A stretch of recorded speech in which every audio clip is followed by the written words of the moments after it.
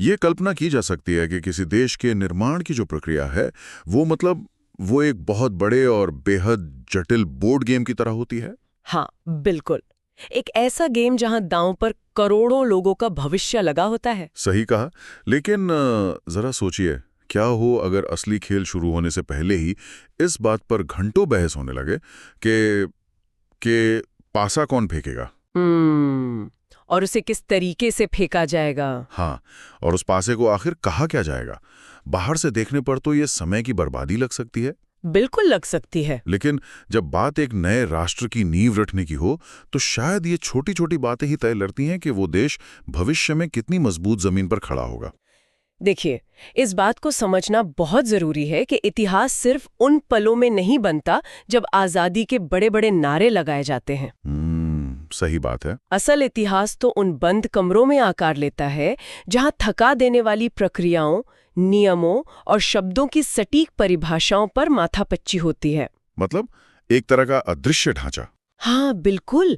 ये वो अदृश्य ढांचा है जो किसी भी लोकतंत्र को भविष्य के तूफानों से बचाता है। और आज की इस गहरी चर्चा का मुख्य उद्देश्य बिल्कुल उसी अदृश्य ढांचे को बारीकी से समझना है। जी। हमारे पास आज जो स्रोत है वो इतिहास की कोई आम किताब या किसी नेता की जीवनी नहीं है। तो फिर क्या है? ये 10 दिसंबर 1946 की संविधान सभा की कार्यवाही का एक सीधा, जीवंत और आधिकारिक दस्तावेज है।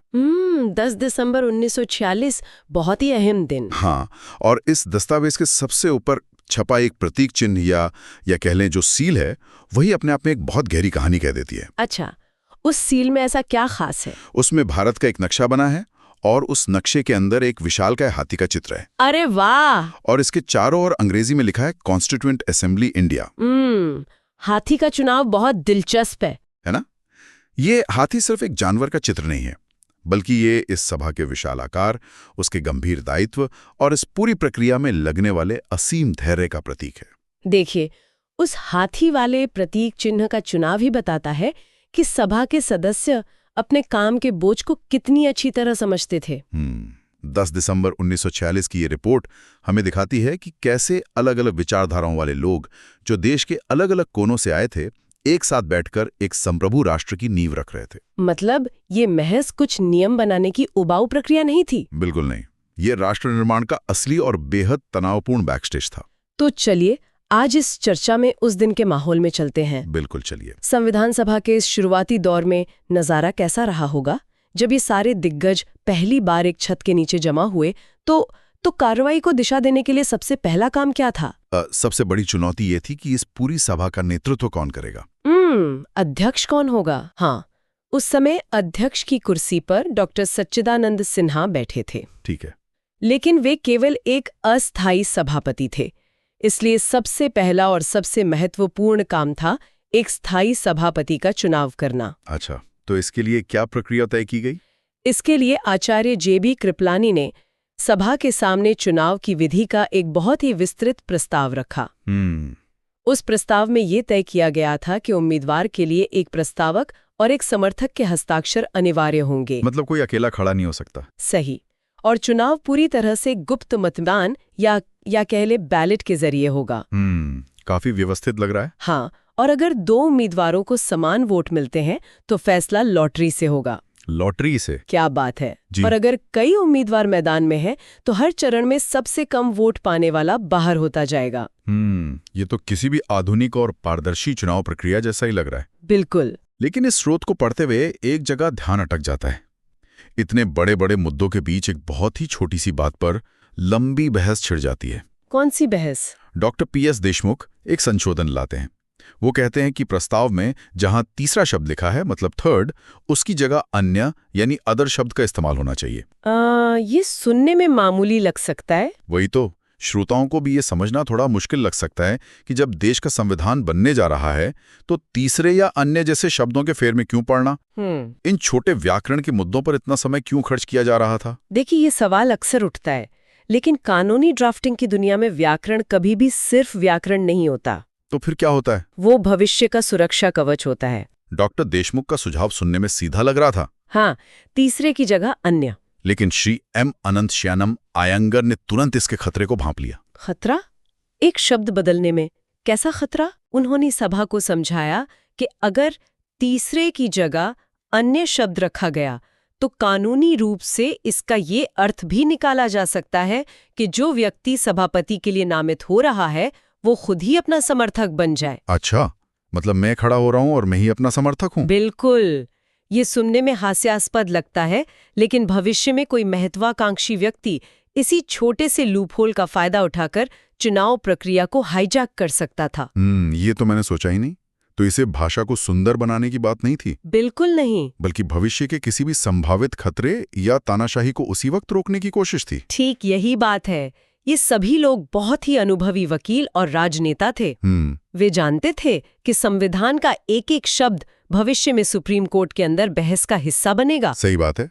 श्री सी राजगोपालाचारी ने भी उस वक्त बीच बचाव करते हुए स्पष्ट किया कि मूल शब्दों में कोई भ्रम नहीं है और वे पूरी तरह सुरक्षित है। अच्छा, और क्या कोई और शब्द था जिस पर बहस हुई? हाँ, इसके बाद एक और दिलचस्प बहस हुई कि सभापति को चेयरमैन कहा जाए या प्रेसिडेंट। ये भी एक बड़ा सवाल है। कानूनी सलाहकार सर BN राव की सलाह ली गई। उन्होंने क्या कहा?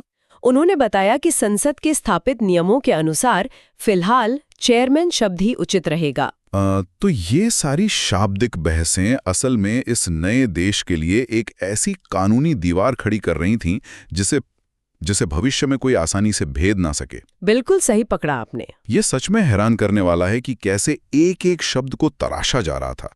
लेकिन यहाँ एक और बड़ा सवाल खड़ा होता है। बताइए। स्थायी सभापति चुनने की प्रक्रिया और नए नियम बनाने में तो वक्त लगने वाला था। हाँ, इसमें तो समय लगता ही है। तब तक सभा का रोजमर्रा का काम कैसे चलता? मतलब क्या उन्होंने तब तक के लिए काम रोक दिया था? अरे नहीं, काम रोकना तो मुमकिन ही नहीं था। तो फिर क्या उपाय निकाला गया? इसलिए पंडित जवाहरलाल नेहरू ने एक बहुत ही व्यावहारिक प्रस्ताव सभा के सामने रखा। क्या प्रस्ताव था? उन्होंने सुझाव दिया कि जब तक ये संविधान सभा अपने नए नियम खुद नहीं बना लेती, तब तक केंद्रीय धारा सभा, जिसे हम सेंट्रल लेजिस्लेटिव असेंबली कहते हैं, उसी के पुराने नियमों को कुछ आवश्यक बदलावों के साथ लागू कर दिया जाए। अच्छा, पुराने नियम? जी। इसके साथ ही उन्होंने ये भी कहा कि सभा के वर्तमान कार्यालय के ढांचे को ही फिलहाल काम करने की मंजूरी दे दी जाए। मतलब जो ऑफिस का सेटअप था? हाँ, क्योंकि पर्दे के पीछे सर BN राव और उनकी टीम बहुत ही अहम प्रशासनिक काम संभाल रही थी। एक मिनट, यहाँ एक बहुत बड़ा विरोधाभास नजर आता है। कैसा विरोधाभास? ये पूरी संविधान सभा ब्रिटिश राज से आजादी पाने और एक स्वतंत्र राष्ट्र का निर्माण करने के लिए बैठी है ना? बिल्कुल। दशकों तक इन नेताओं ने ब्रिटिश सत्ता के खिलाफ लड़ाई लड़ी, जेल गए। हाँ। और अब सभा के पहले ही हफ्ते में नेहरू जी कह रहे हैं कि चलो काम चलाने के लिए उसी ब्रिटिश सत्ता की बनाई केंद्रीय धारा सभा के नियमों का इस्तेमाल कर लेते हैं। मैं समझ रही हूँ आप क्या कह रहे हैं। क्या इस बात से उस कमरे में मौजूद स्वतंत्रता सेनानियों के बीच कोई बड़ा बवाल नहीं हुआ? देखिए, ये एक बहुत ही स्वाभाविक प्रतिक्रिया है और इस विरोधाभास को उस दौर के कई नेताओं ने महसूस भी किया होगा। तो फिर उन्होंने इसे मान कैसे लिया? यहीं पर हमें एक आंदोलनकारी और एक राष्ट्र निर्माता के बीच का फर्क समझना होगा। अच्छा, वो कैसे? राष्ट्र निर्माण में अक्सर शून्य से शुरुआत करने की विलासिता नहीं होती। मतलब हर चीज शुरू से नहीं बनाई जा सकती। बिल्कुल। अगर वे पुरानी व्यवस्था को पूरी तरह से खारिज कर देते तो एक प्रशासनिक शून्य या कह लें वैक्यूम पैदा हो जाता। पुराने नियमों को अपनाना उनकी हार नहीं बल्कि उनकी दूरदर्शिता थी। मतलब वे भावनाओं में बहकर व्यवस्था को ठप नहीं करना चाहते थे। सही कहा। असली काम एक नया और स्वतंत्र संविधान बनाने का था और उसके लिए एक चालू प्रशासनिक ढांचे की सख्त जरूरत थी। लेकिन क्या सभा में सभी लोग इस बात से सहमत थे? नहीं, पूरी तरह से नहीं। स्रोत में श्री विश्वनाथ दास का जिक्र आता है, जिन्होंने इस प्रस्ताव पर गहरी आपत्ति जताई थी। हाँ, श्री विश्वनाथ दास की आपत्ति भी बहुत व्यवहारिक जमीन पर खड़ी थी। उन्होंने क्या कहा? हालांकि उन्होंने स्पष्ट किया कि वे नेहरू जी के प्रस्ताव का वैचारिक विरोध नहीं कर रहे हैं, बल्कि उन्हें इसे लागू करने में परेशानियां दिख रही हैं। कैसी परेशानियां? उनका तर्क था कि सभा में 220 से ज्यादा सदस्य हैं जो अलग अलग प्रांतों से आए हैं। उन सबको केवल 2-3 दिन के भीतर केंद्रीय धारा सभा के जटिल पुरानी नियम कैसे समझ आएंगे? ये भी एक जायज सवाल है। ऊपर से सबको इतनी जल्दी इन नियमों की प्रतियां बांटना भी तो एक प्रशासनिक दुष्स्वप्न होगा। हाँ, इतने सारे लोगों को प्रिंट आउट देना आज के जमाने में भी मुश्किल होता है। बिल्कुल। इसलिए उनका सुझाव था कि इन पुराने नियमों को थोपने के बजाय फिलहाल सब कुछ सभापति के विवेक पर छोड़ दिया जाए। लेकिन सब कुछ एक व्यक्ति के विवेक पर छोड़ देना तो लोकतांत्रिक प्रक्रिया के ही खिलाफ हो जाता। यही कारण है कि श्री प्रकाश ने तुरंत इसका एक बहुत ही सीधा और सुलझा हुआ समाधान पेश किया। उन्होंने क्या समाधान दिया? उन्होंने कहा कि नियमों की प्रतियां छपवाकर बांटने में कोई बहुत ज्यादा खर्च या समय नहीं लगने वाला है और बिना किसी लिखित नियम के काम करना केवल समय की बर्बादी होगी। तो फिर क्या तय हुआ? दिलचस्प बात ये रही कि डॉक्टर सच्चिदानंद सिन्हा जो कुर्सी पर विराजमान थे, उन्होंने हल्के फुल्के अंदाज में हंसते हुए कहा कि विश्वनाथ दास जी के प्रस्ताव का तो पूरी सभा में किसी ने समर्थन ही नहीं किया है। अरे, मतलब उनका प्रस्ताव वहीं गिर गया? हाँ, और इस तरह व्यावहारिकता की जीत हुई और नेहरू जी का प्रस्ताव पास हो गया। यानी काम चलाने का इंतजाम तो हो गया जी। लेकिन उधारी के नियमों पर कोई स्वतंत्र देश हमेशा तो नहीं चल सकता। बिल्कुल नहीं। उन्हें अपने खुद के स्थायी नियम बनाने ही थे और इस स्रोत को गहराई से पढ़ने पर पता चलता है कि ये अपनी नियम पुस्तिका बनाने की प्रक्रिया ही सबसे बड़े राजनीतिक शक्ति प्रदर्शन का अखाड़ा बन गई। आप बिल्कुल सही कह रहे हैं। संविधान सभा के शुरुआती दिनों का ये सबसे तनावपूर्ण और नाजुक मोड़ था। अच्छा, ऐसा क्या हुआ था? अपने स्थायी नियम बनाने के लिए आचार्य कृपलानी ने कार्य संचालन हेतु एक रूल्स कमेटी या नियम निर्मात्री समिति बनाने का प्रस्ताव रखा। जिसमें सभापति के अलावा 15 सदस्य होने थे। जी। और जैसे ही यह प्रस्ताव आता है, डॉक्टर सुरेश चंद्र बनेजी और डॉक्टर श्यामा प्रसाद मुखर्जी एक ऐसी मांग कर देते हैं जिससे सभा का पूरा माहौल ही बदल जाता है। हाँ, वो एक बहुत ही ऐतिहासिक क्षण था। वो मांग करते हैं कि प्रस्ताव में स्पष्ट रूप से ये जोड़ा जाए कि ये समिति सेक्शनों और समितियों के लिए भी नियम बनाएगी। बिल्कुल। अब जो लोग उस समय की राजनीति को गहराई से नहीं जानते, उनके लिए ये समझना मुश्किल है कि यहाँ सेक्शन का आखिर मतलब क्या था। ये समझना सच में बहुत जरूरी है। हाँ, मतलब ये सिर्फ एक शब्द जोड़ने की बात क्यों नहीं थी। देखिए, इस विवाद की जड़ को समझने के लिए हमें उस समय की पृष्ठभूमि यानी कैबिनेट मिशन योजना को समझना होगा। अच्छा। उस योजना के तहत भारत के विभिन्न प्रांतों को अलग अलग सेक्शन या समूहों में बांटा गया था। जैसे कि मुख्य रूप से सेक्शन ए, बी और सी। इनमें से सेक्शन बी और सी ऐसे इलाके थे जहां मुस्लिम बहुल प्रांत शामिल थे। और समस्या क्या थी? सबसे बड़ी समस्या ये थी कि मुस्लिम लीग उस समय संविधान सभा का बहिष्कार कर रही थी और कार्यवाही में हिस्सा नहीं ले रही थी। अच्छा। तो ये सेक्शन शब्द जोड़ने की मांग कोई मामूली प्रशासनिक कदम नहीं था। नहीं, बिल्कुल नहीं। ये एक सीधा राजनीतिक दाव था। हाँ, सभा ये स्थापित करना चाहती थी कि भले ही मुस्लिम लीग बहिष्कार कर रही हो, लेकिन सभा के बनाए नियम उन बहुल प्रांतों पर भी लागू होंगे। एकदम सटीक विश्लेषण। श्री के.एम. मुंशी, श्री शरद चंद्र बोस और श्री बी.जी. खेर जैसे दिग्गज नेताओं ने डॉक्टर मुखर्जी की इस मांग का पुरजोर समर्थन किया। मुंशी जी का तर्क क्या था? मुंशी जी का तर्क बहुत ही कड़ा और धारदार था। उन्होंने सभा को चेतावनी दी कि अगर सेक्शन और समितियां शब्द प्रस्ताव में नहीं जोड़े गए तो पूरी दुनिया में ये संदेश जाएगा कि भारत की ये संविधान सभा सर्वसत्ता संपन्न यानी सॉवरेन नहीं है। मतलब वो कमजोर दिखेगी। हाँ, ऐसा लगेगा कि कैबिनेट मिशन के बनाए गए सेक्शन इस सभा से ऊपर हैं और वे अपनी खुद मुख्तारी से अपने नियम खुद बना सकते हैं। और कोई भी नया देश ये नहीं चाहेगा। बिल्कुल। सरदार हरनाम सिंह ने भी अल्पसंख्यकों के हितों की रक्षा का हवाला देते हुए इस बात पर जोर दिया कि सभा की सर्वोच्चता हर हाल में कायम रहनी चाहिए। यह एक नवजात राष्ट्र की अपनी अखंडता को बचाने की एक बहुत ही आक्रामक कोशिश थी। सही कहा आपने। ये तो सीधा सीधा आर पार की लड़ाई का ऐलान था। माहौल काफी गर्म था। लेकिन इसी बीच एक बहुत ही गंभीर और सतर्क करने वाली आवाज भी उठती है। माननीय डॉक्टर M.R. जयकर इस पूरे जोश और आक्रामकता के बीच एक बहुत ही अलग दृष्टिकोण पेश करते हैं। जी। उनकी क्या चिंता थी? देखिए, डॉक्टर जयकर एक बहुत ही सुलझे हुए विधिवेत्ता थे और वे इस मुद्दे को सिर्फ कानूनी संप्रभुता के चश्मे से नहीं बल्कि कूटनीति के चश्मे से देख रहे थे। अच्छा, कूटनीति। उन्होंने सभा को आगाह किया कि जिन सेक्शन के लिए नियम बनाने की जिद की जा रही हैं, उनमें एक विशेष दल का बाहुल्य है और वो दल आज इस सभा में मौजूद नहीं है। उनका इशारा स्पष्ट रूप से मुस्लिम लीग की तरफ था। बिल्कुल। जयकर का तर्क ये था कि जो लोग आज बहिष्कार कर रहे हैं, अगर उनकी गैर हाजिरी में हम उनके लिए नियम थोप देंगे तो उनके मन में और गहरा संदेह और कड़वाहट पैदा होगी। ये तो सोचने वाली बात है। ये कदम उन लोगों को भविष्य में कभी भी सभा से जुड़ने नहीं देगा। मतलब वो हमेशा के लिए अलग हो जाएंगे। हाँ, जयकर नहीं चाहते थे कि कोई भी ऐसा जल्दबाजी भरा फैसला लिया जाए जो समझौते के बचे खुचे रास्तों को भी हमेशा के लिए बंद कर दे।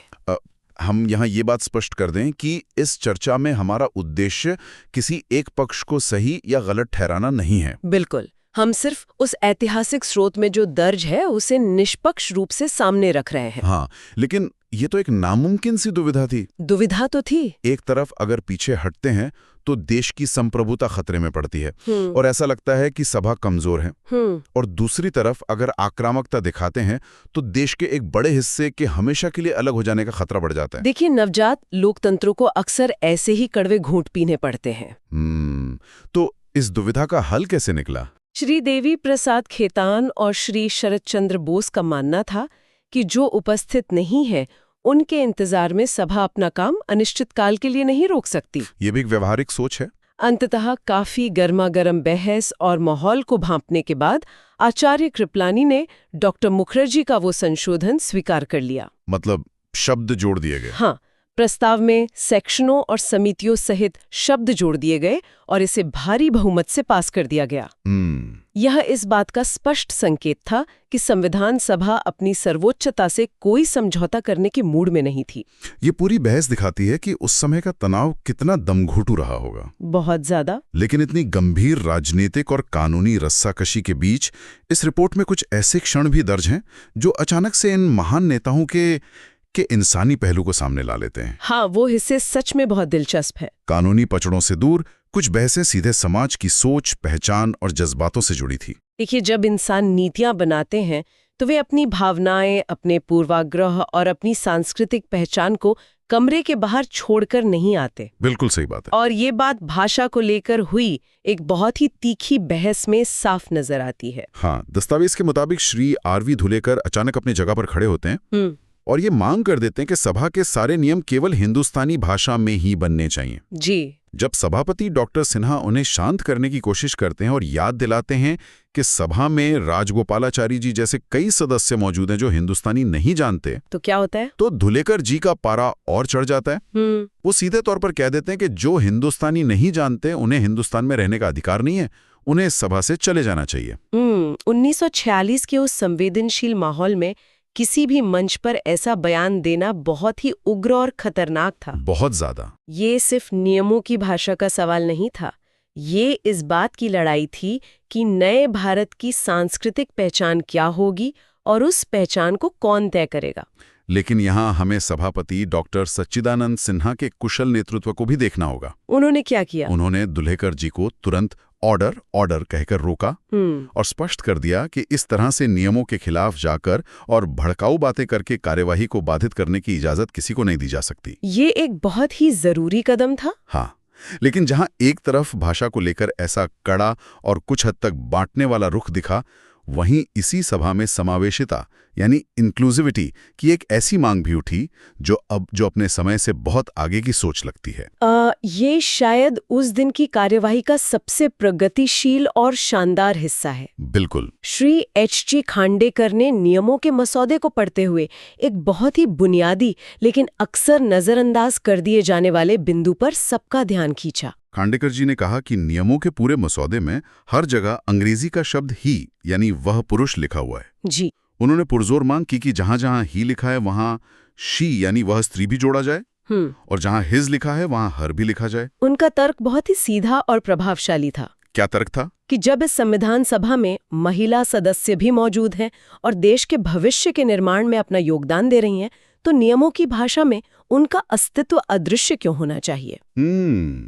आज के समय में लिंग तटस्थ या जेंडर न्यूट्रल भाषा की बात करना आम है। हाँ, आज आम है। लेकिन 1946 में इस मुद्दे को इतनी प्रमुखता से उठाना सच में असाधारण है। ये दर्शाता है कि उस सभा में ऐसे लोग भी थे जो सिर्फ राजनीतिक सत्ता नहीं बदल रहे थे, बल्कि समाज की गहरी मान्यताओं को भी चुनौती दे रहे थे। तो क्या उनकी ये मांग मान ली गई? देखिए, कानूनी ड्राफ्टिंग की दुनिया के अपने कुछ पुराने तौर तरीके होते हैं। अच्छा। सभापति डॉक्टर सिन्हा ने उस वक्त रूलिंग दी कि अंग्रेजी कानूनों की व्याख्या के अधिनियम, जिसे हम जनरल क्लॉजेज एक्ट कहते हैं, उसके तहत कानूनी भाषा में ही के अंदर शी को स्वाभाविक रूप से शामिल माना जाता है। मतलब अलग से लिखने की जरूरत नहीं समझी गई। हाँ, तकनीकी रूप से ड्राफ्ट में बदलाव की जरूरत नहीं मानी गई। लेकिन खांडेकर जी का इस मुद्दे को उठाना और इतिहास के पन्नों में दर्ज करवाना ही अपने आप में महिलाओं की भागीदारी को एक मजबूत मान्यता देना था। बिल्कुल। और सिर्फ भाषा की राजनीति नहीं, वहां तो बाकायदा अंग्रेजी व्याकरण की कक्षा भी चल रही थी। हाँ, वो हिस्सा बहुत ही मजेदार है। दस्तावेज में दर्ज है कि श्री एच.वी. कामत और दीवान चमनलाल के बीच अंग्रेजी के एक मुहावरे को लेकर बहुत ही मजेदार बहस छिड़ गई। फिलिंग इन वाला मुहावरा। हाँ, कामत जी इस बात पे अड़े थे कि नियमों में फिलिंग इन शब्द का इस्तेमाल होना चाहिए। आप में कितना अद्भुत है ना? देश के सबसे बड़े, सबसे कुशाग्र दिमाग एक जगह बैठे हैं। हाँ। ये वही लोग हैं जो कभी देश की अखंडता के लिए हुंकार भर रहे हैं, कभी अल्पसंख्यकों के अधिकारों पर गंभीर चर्चा कर रहे हैं, और कभी एक दूसरे की अंग्रेजी ग्रामर की गलतियां निकाल रहे हैं। बिल्कुल। यही वो मानवीय तत्व है जो इस पूरे दस्तावेज को इतना जीवंत बनाता है। सही कहा आपने। जब हम आज अपने संविधान या पुरानी संस्थाओं को देखते हैं तो वे हमें पत्थरों पर उकेरी गई किसी संपूर्ण और त्रुटिहीन रचना की तरह लगती हैं। लेकिन ये कार्यवाही हमें याद दिलाती है कि इन्हें रचने वाले लोग कोई फरिश्ते या मशीनें नहीं थे। तो फिर वो क्या थे? वे इंसानी भावनाओं, गुस्सा, आदर्शों और व्याकरण के प्रति अपनी जिद से भरे हुए लोग थे, जो अंततः एक दूसरे से लड़ झगड़ कर एक आम सहमति पर पहुंचने की कोशिश कर रहे थे। ये बहुत ही खूबसूरत बात कही आपने। तो इस पूरी कार्यवाही और इन तमाम बहसों को अगर हम आज के संदर्भ में देखें तो इसका सबसे बड़ा निष्कर्ष क्या निकलता है? निष्कर्ष? हाँ, मतलब 10 दिसंबर 1946 का ये दिन सिर्फ एक आम प्रशासनिक दिन तो बिल्कुल नहीं था। नहीं, बिल्कुल नहीं। इस दिन ये तय हो रहा था कि ये नई संस्था, ये संविधान सभा खुद को कैसे देखती है। क्या वो किसी और की मोहताज है या वो पूरी तरह से स्वतंत्र और सर्वसत्ता संपन्न है? और अल्पसंख्यकों के बारे में क्या? हाँ, एक बहुत ही महत्वपूर्ण बात जो कार्यवाही के अंत में उभर कर आती है वो है समावेश करने की नीयत। अच्छा। जैसे सरदार उज्जवल सिंह ने नियम निर्मात्री समिति के गठन में एक संशोधन पेश किया था जिसे पास भी कर दिया गया। हाँ, उस संशोधन में ये अधिकार दिया गया था कि समिति अपने अंदर 5 अतिरिक्त सदस्यों को को-ऑप्ट कर सकती है, यानी सीधे शामिल कर सकती है। और ऐसा क्यों किया गया? क्यों हो पाया हो तो उसे बाद में समिति में जगह दी जा सके। अरे वाह, ये तो बहुत दूरदर्शी सोच थी। बिल्कुल, ये इस बात का सबूत है कि वे नियम बनाते समय इस बात के लिए सचेत थे कि किसी भी वर्ग की आवाज दबनी नहीं चाहिए। श्रोताओं के लिए ये समझना बहुत जरूरी है कि कोई भी महान लोकतंत्र सिर्फ ऊंचे भाषणों और अच्छे इरादों से नहीं चलता। तो फिर किससे चलता है? वो उन ठोस नियमों, प्रक्रियाओं और समितियों से चलता है जिन पर अमूमन कोई ध्यान नहीं देता। मतलब ये छोटी छोटी बातें। हाँ, यही नीरस लगने वाली प्रक्रियाएं ही संकट के समय लोकतंत्र को बिखरने से बचाती हैं। बहुत ही शानदार विचार। और इसी विचार के साथ हम 1946 के उस ऐतिहासिक कमरे से बाहर आते हैं। जी। लेकिन इस गहरी चर्चा को खत्म करने से पहले एक ऐसा विचार सामने आता है जो हमें आज भी सोचने पर मजबूर कर देता है। कैसा विचार? हमने इस चर्चा के शुरू में कहा था कि देश बनाना किसी नक्शे पर घर बनाने से बहुत अलग और अनिश्चित काम है। बिल्कुल। लेकिन आज की इन बारीकियों को देखने के बाद क्या यह सवाल नहीं उठता कि क्या किसी भी नए संगठन, संस्था या देश के शुरुआती नियम सच में सिर्फ उस समय का काम चलाने के लिए होते हैं? या फिर क्या वही शुरुआती नियम, समितियों के गठन के तरीके और शब्दों के वे छोटे-छोटे चुनाव ही अनजाने में उस संस्था का अंतिम चरित्र, उसका स्वभाव और उसका भाग्य हमेशा के लिए तय कर देते हैं? ये एक बहुत ही गहरा सवाल है। क्या 1946 में सभापति की कुर्सी और सेक्शन को लेकर लिए गए उन प्रक्रियात्मक फैसलों ने ही ये तय नहीं कर दिया था कि आने वाले वर्षों में और शायद आज भी भारत की